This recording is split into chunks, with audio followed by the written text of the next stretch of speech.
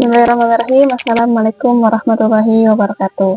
Halo teman-teman, Bapak Ibu dosen, perkenalkan nama saya Selaina Putri, nomor induk mahasiswa 0578918855. Program studi Pendidikan Agama Islam. Video kali ini saya akan membahas hubungan timbal balik antara filsafat ilmu dan pendidikan. Mungkin terdengar berat, tapi sebenarnya konsep ini dekat dengan kehidupan belajar kita sehari-hari. Mulai dari cara guru mengajar, kurikulum di sekolah, sampai bagaimana ilmu digunakan dengan bijak dalam kehidupan. Filsafat ilmu membantu pendidikan agar tetap ilmiah, logis, dan memiliki nilai. Artinya, pendidikan tidak hanya sekadar menghafal materi, tapi juga mengajarkan cara berpikir kritis dan mencari kebenaran. Melalui filsafat ilmu, pendidikan diawasi supaya ilmu yang diajarkan benar-benar dapat dipertanggungjawabkan. Misalnya, guru tidak hanya memberikan informasi, tapi juga mengajarkan cara mendapatkan pengetahuan dengan benar, seperti melalui observasi, penelitian, dan diskusi. Hubungan antara filsafat ilmu dan pendidikan itu bersifat timbal balik. Kalau filsafat ilmu memperkuat pendidikan, maka pendidikan juga membantu perkembangan filsafat ilmu. Karena melalui pendidikan, manusia belajar berpikir, bertanya, dan mengembangkan ilmu pengetahuan baru. Contohnya di kampus,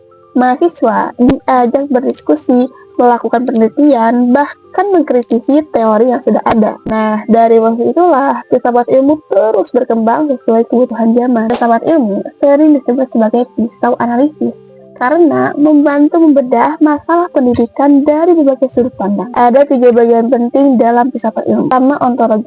Ontologi membahas apa yang dipelajari. Dalam pendidikan, contohnya adalah menentukan apa tujuan utama pendidikan. Apakah hanya mencari nilai atau membentuk karakter manusia. Kedua, epistemologi. Epistemologi membahas bagaimana cara memperoleh ilmu. Misalnya, apakah metode belajar yang digunakan sudah efektif dan sesuai kebutuhan siswa. Ya, aksiologi. Aksiologi membahas manfaat dan nilai ilmu. Artinya, ilmu tidak hanya pintar secara teori, tapi juga harus bermanfaat dan bermoral. Contoh penerapan filsafat ilmu dalam pendidikan bisa kita lihat dalam kurikulum dan proses pembelajaran. Saat ini, banyak sekolah mulai menerapkan pembelajaran yang lebih aktif dan kritis, bukan hanya ceramah satu arah. Guru mengajak siswa berdiskusi, memecahkan masalah, dan berpikir kreatif.